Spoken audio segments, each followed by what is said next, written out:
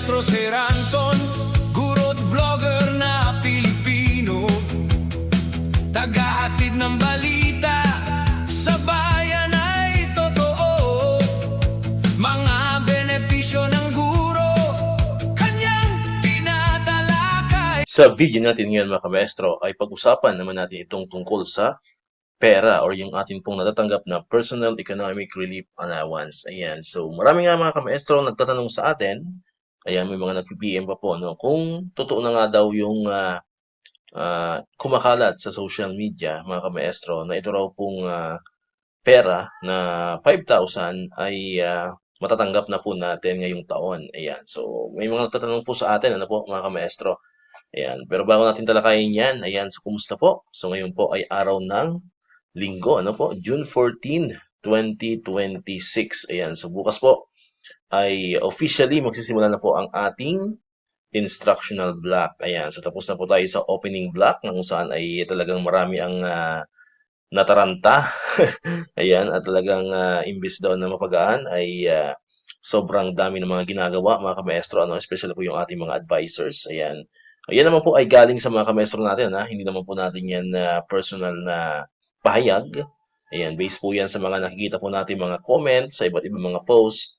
Ayan, about po sa atin pong 3-term school calendar na kung saan ay talagang parang nakita natin na iba po yung naging effect ano po sa mga kamaestro po natin, ano, masyadong exhausted. Ayan, talagang pagod na pagod ang mga kamaestro natin sa opening block pa lamang, mga kamaestro.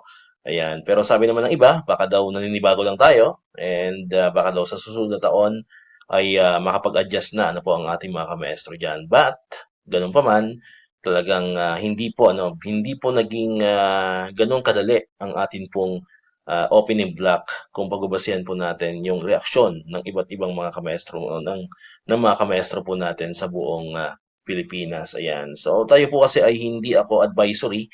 Ayan, hindi po ako advisory kaya hindi ko masyado na-feel talaga yung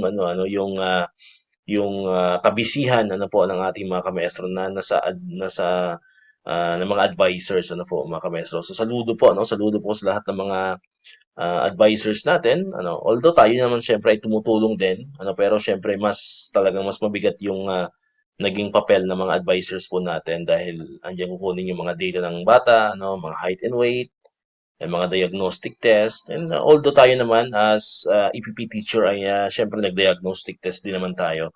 Ayan, pero syempre mas kumbaga sana mas maraming ginawa po yung ating mga minamahal na mga advisors. Ayan, so hopefully po ay naka-recover na kayo at bukas po ay tayo ng formal na po nating sisimulan.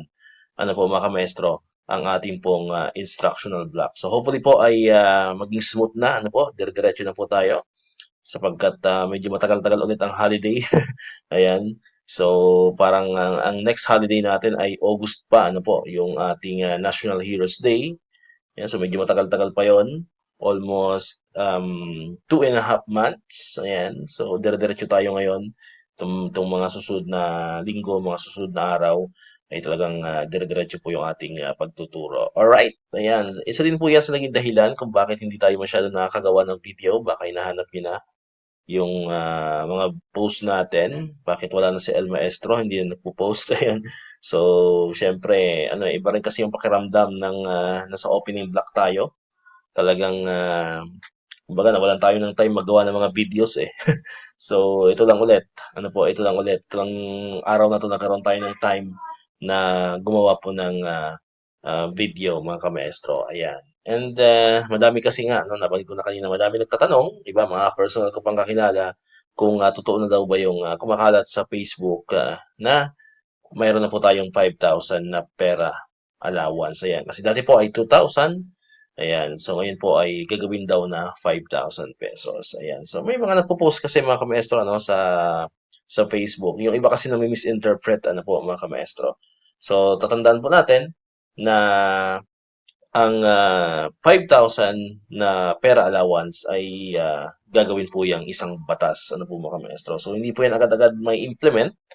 Ayan, hanggat hindi po yan napipirmahan po ng ating Pangulo. Pero yan naman po ay umuusad, Yan po yung ibig sabihin ng mga post po na nababasa po natin Yan, especially po si Ma'am Sheila Lee Manuel, nakita ko po nag-post po siya. Hindi naman po ibig sabihin ni Ma'am Sheila doon ay matatanggap na po natin. Ayan, so papaliwanag lang po natin. So, wala naman pong mali, ano? Wala naman pong mali doon sa post ni Ma'am Sheila. Ayan, sa mga follower po ni Ma'am Sheila.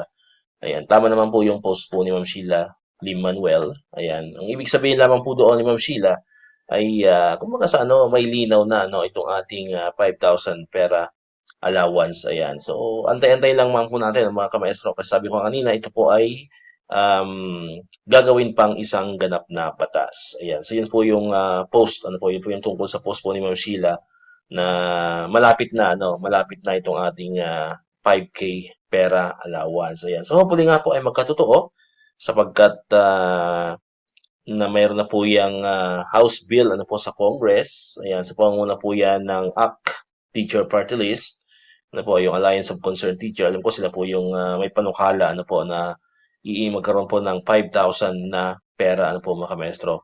Ayan, so kasi kung maalala po natin, ito pong ating natatanggap na pera ay 2,000 pesos. Napakatagal na pong panahon po yan. Mahigit ilang dekada na rin ang lumilipas at yan po ay hindi nadadagdagan. So, nung in-implement po yung 2,000 pesos before, eh, malaki na po yung halaga noon. Ano po? Pero ngayon, yung 2,000 pesos, eh, talagang, kumbaga sa ano, hirap ng pagkasyahin, ano po mga kamestro. Iba na, no? Iba na yung mga presyo ng mga bilihin ngayon. So, that's the, ano, ito na po yung tamang oras sa tingin ko, no, na pagkaroon po tayo ng increase sa pera. In if ever, bigyan ko lang po kayo ng, ano, konting idea mga kamaestro. No? If ever pong ma-aproban yan sa Congress ngayong taon, for example, talagang tinutukan ano, ng mga minamahal natin mga mabatas yan. If ever pong ma-aproban yan at mapirmahan ng Pangulo, next year pa po ang implementation po yan mga kamaestro kasi syempre sasama pa po yan sa GAA, no, sa General Appropriations Act. So ngayon po ay hindi pa naman po siya kasama. So hindi natin siya basta-basta pwedeng matanggap ano po mga kamaestro itong ating 5,000 na pera allowance. Pero, no, linawin naman po natin mga kamestro, ito po hindi pa officially sapagkat kailangan pa po dyan ng pirma ng Pangulo para maging isang ganap na batas itong 5,000 na pera. Ayan. Pero syempre naman, lahat tayo ay sino ba ang aayaw? Ano po? So lahat naman po tayo ay umaasa ano po, na magiging isang ganap na batas itong 5,000 na ito na pera sapagkat parati ko pong sinasabi yan sa mga videos po natin. Ayan, wala po kasing tax ano itong ating 5,000 pera increase. Ayan. So buong buo po 'yan. So from 2,000 maging 5,000, so buong buo po nating makukuha yung 5,000 pesos. So ganun po kahalaga no. At saka maganda yan monthly yan ano po mga kamaestro. So pag naipon yan, so 3,000 monthly madadagdag, so 12 times 3, so 36.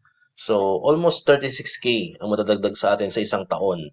So, malaking bagay na po yun. Saan po natin pupulutin yung 36,000 pesos na yan, mga kamaestro? Ayan. So, sabay-sabay nating abangan, sabay-sabay nating i-monitor itong 5,000 pera na ito, mga kamaestro. At syempre, samahan na rin natin ng dasal. Ayan, para magkaroon na po ng pagkatotoo or maging realidad na ano po itong ating inaasam na 5,000 pera allowance. Ayan. So, sana po ay nalinawan ano, yung mga tatanong po sa atin. Ayan. Comment down below lang po dyan mga kamaestro sa mga followers, subscriber natin. Comment down below if naliwanagan na po kayo ano po, dito sa atin pong 5,000 pera allowance. Alright. So, dito na tapos itong ating video ngayon mga kamaestro. Kung di ka pa nakakapag-subscribe, click mo na ang subscribe button dyan para ikaw yung unang nakapanood ng mga videos na in-upload natin. Katulad ko yung mga updates pa rin about sa mga benefits sa mga teachers and government employees. And syempre, click mo na rin ang notification bell button para ma-notify ka. Always updated ka pag may mga bago tayong uploaded na videos. So muli, maraming salamat sa inyong panonood at pakikinig. Once again, El Maestro. See you on my next vlog. Bye-bye!